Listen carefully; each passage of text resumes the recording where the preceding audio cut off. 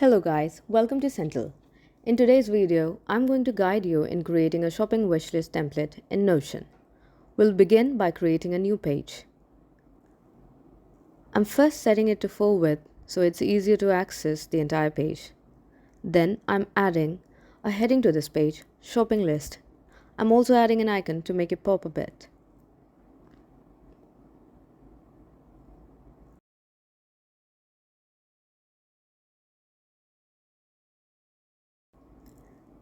Then I'm adding a new page to this one with / and page for the database. I'm adding the headline database and again setting it to full width, and I'll also add an icon to this.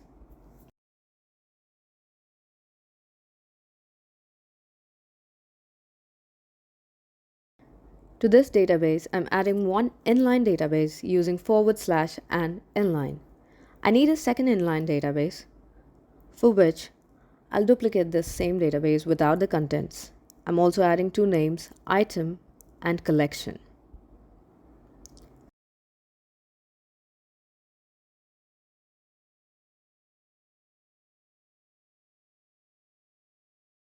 The first properties are names by default, which I'm renaming to item, and I'll also change the icon.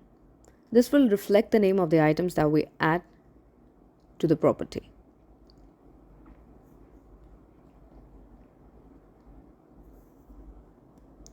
Next, I'm adding a relation property. This one will be linked to the collection inline. We need to set the limit to one page and also turn on the two-way relation. Here, a related item property has been auto-generated, as you can see.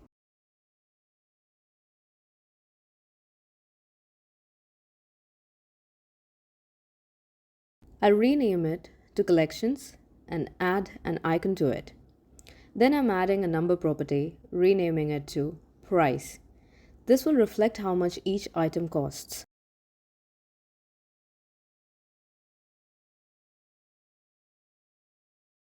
I'm setting the number format to USD, but there are a lot of options to choose from, so you can go with the currency that you prefer. I'll add another number property and rename it to saved, setting it to USD as the format. This will reflect how much you actually have saved compared to the individual prices.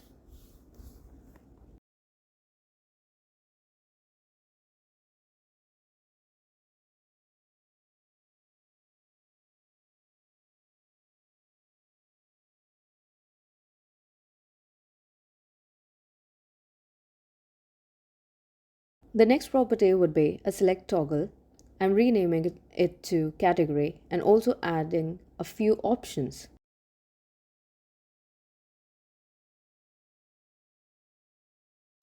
Like nice to have, FOMO, and want to buy.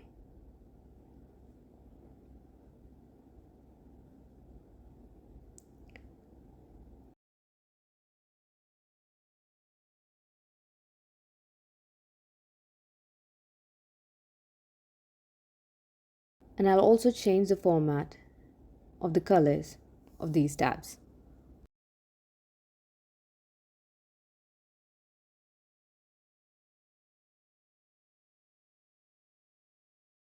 Now I'll add an URL to provide the direct links to the added items. The next property will be a files and media property, and I'll rename it to image. Then there's this created time that will reflect the exact time when the item was added. Then I'm adding a description property.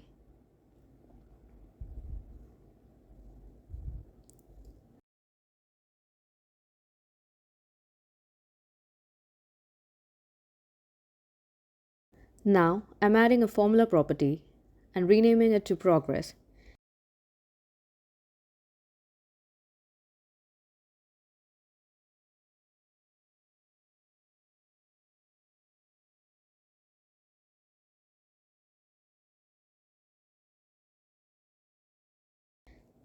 Edit the formula to saved plus / then price.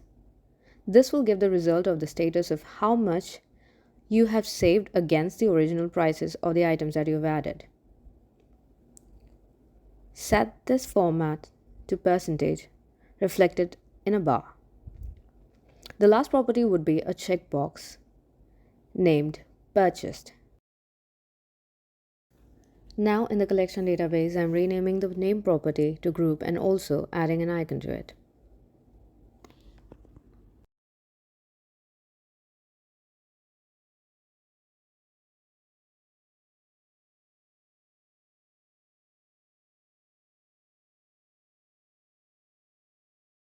Next, I'm adding a formula property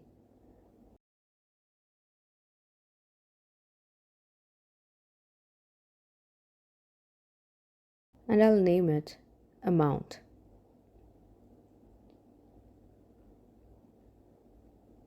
And change the icon to a cash. The formula that I'm typing is one that'll give us the total cost of all the items added to this particular group. I'll set this format to USD.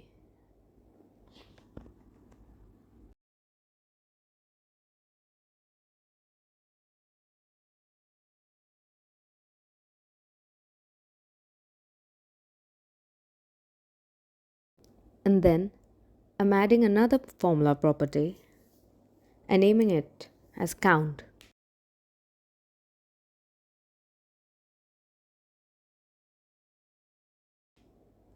With a bit more complex formula you'll see on the screen. This particular formula gives us a result judging the length of the text or list value. That is, less than 2 would give item, whereas more than 2 or equal to 2 will give us items in the count of items in a particular group.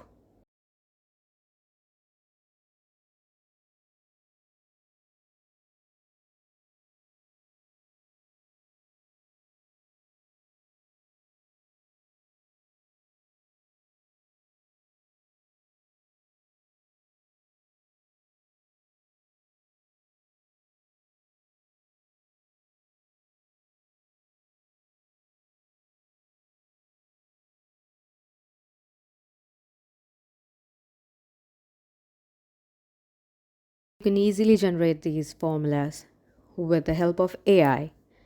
Now that I'm done with both the databases, I'm going to fill in some data just to show you how it's going to be used in the landing page of the template. So I'm randomly adding a few item names in this property. In order to get the options in the collection property, we need to first fill in the group names. So it goes like this: books, gadgets, and cars.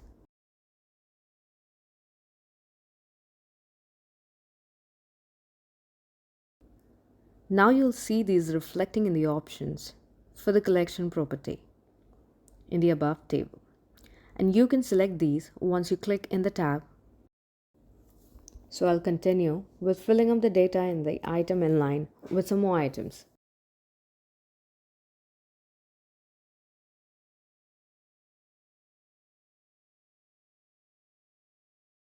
I'll set the prices, how much I've saved, and also their categories. The URL will have direct links, while for the images, you can upload them from your own. As you see, the formula that we had prompted for the progress has generated the percentages as we see here. Likewise, we can see the amount and count properties have also generated their values. Now that we're done with the databases, let's get back to the landing page. I'm typing triple hashtags to get a heading 3 font size for a quick actions tab.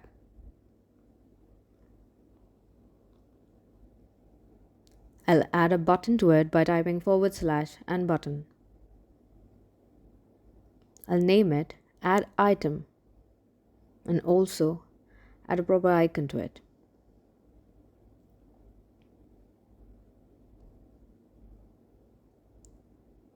Then I'll add an action, that is add page to item database, and add another action, that is open page in page view and in center peak. Then we're done with it.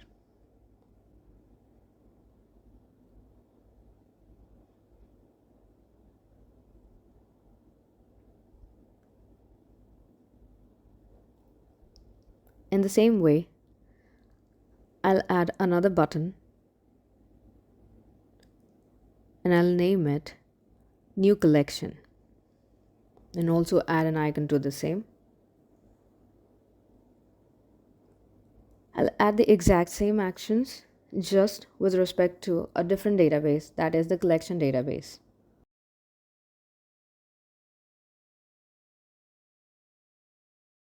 I'll move this accordingly just below the quick actions. Now I'll add a double hashtag for heading type 2 option for our wishlist section.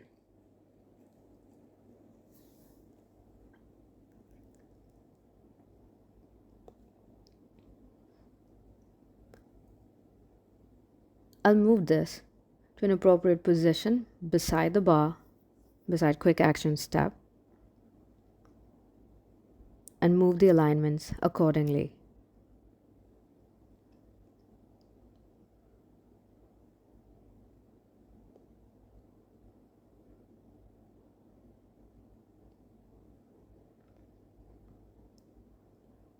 Then I'm going back to database page, copying the link to the item inline and pasting it under the wish list section with a linked database view. I'll hide the title and then rename it to wish list with an apt icon.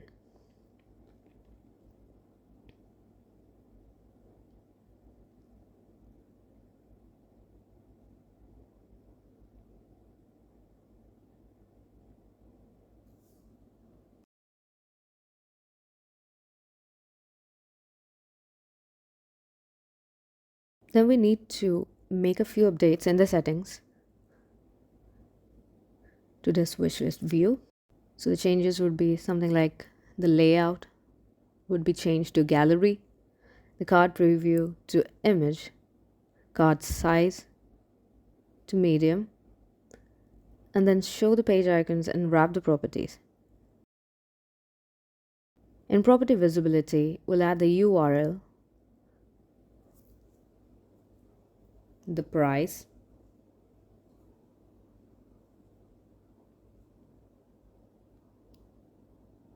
and also the progress. And finally, for the filter, we'll set it to purchased but unchecked.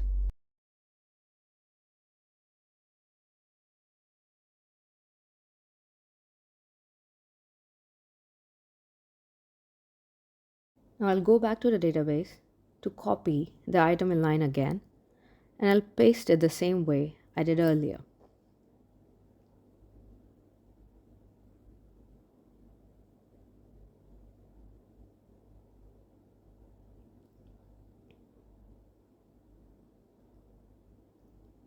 I'll rename this to wishlist again.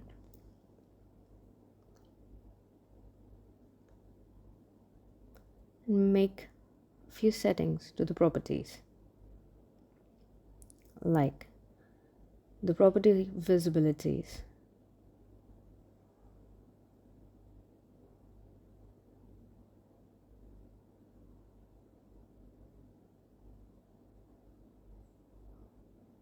and then set the filter to purchased unchecked, and that's it.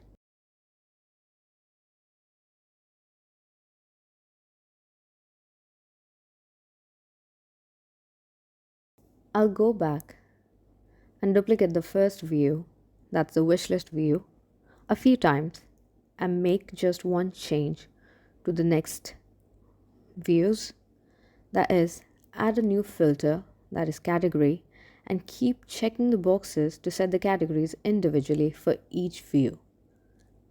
Something like want to buy, FOMO, and nice to have.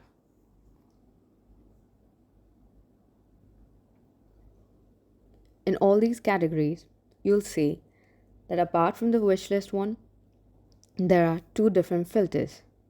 One is the purchase one, unchecked, and also based on the categories.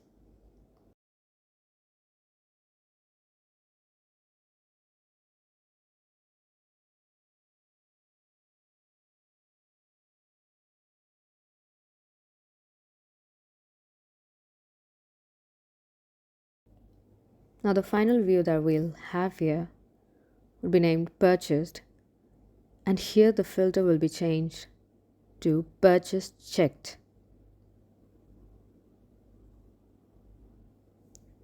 And that's it for our views. In the above view, I'm duplicating the view, renaming it to Purchased, and adding the filter Purchased and setting it to Checked.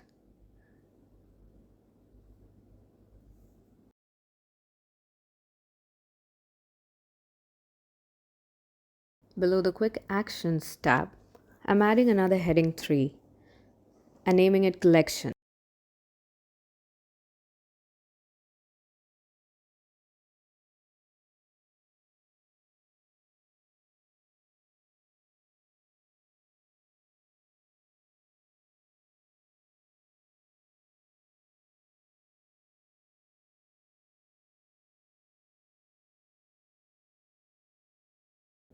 I'll go back to the database and copy the link for the collection inline database and paste it under this heading.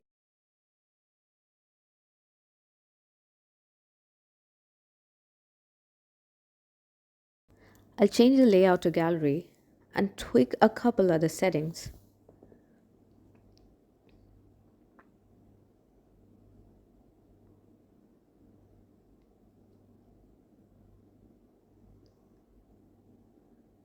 The page content would be set to none, the cart size to small, and making the count and amount properties visible.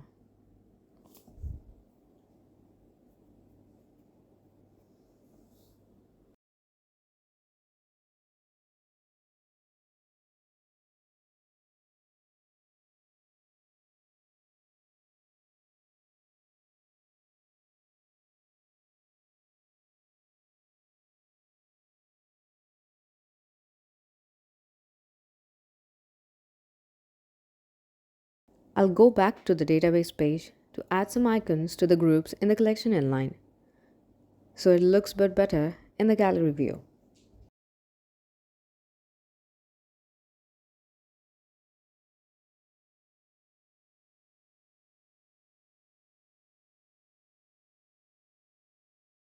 I'm adding a last heading 3 option and naming it Navigation in this same landing page. I'll move it up a bit and then allow the database to be below it. I'll also move the item inline table view beside the navigation tab.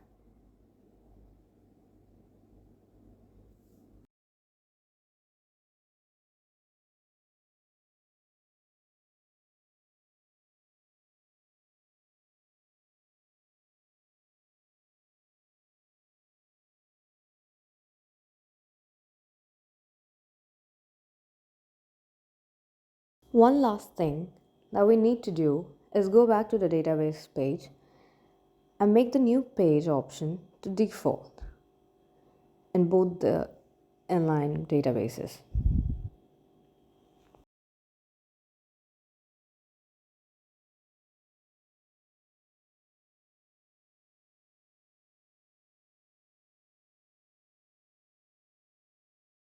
I'll edit this page and rename it to new page. Then we'll go ahead and customize it.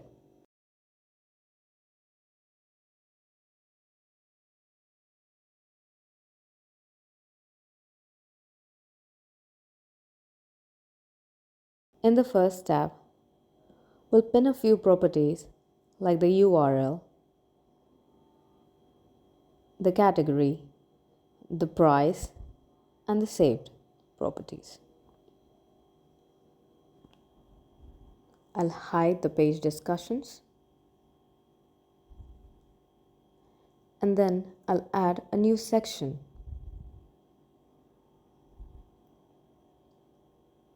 And in here, I'll add the progress property.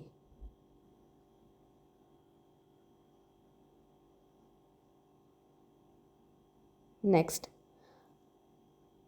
I'll add another section and I'll add the image property to it.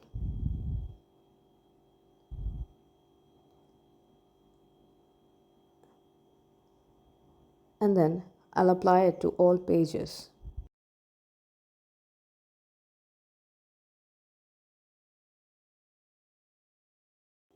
I'll repeat the same with the collection inline and set this new page to default. Then we'll edit it.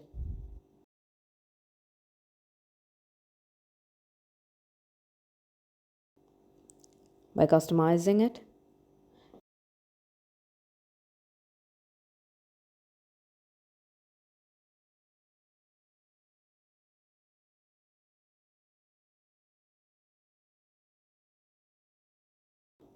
And I'll move this property section to the side, as you see, as add to the panel. And I'll add a new section where I'll pin the item properties and then apply it to all the pages. Thank you for watching this video. Please like, subscribe and follow our channel and press the bell icon to catch our upcoming tutorials.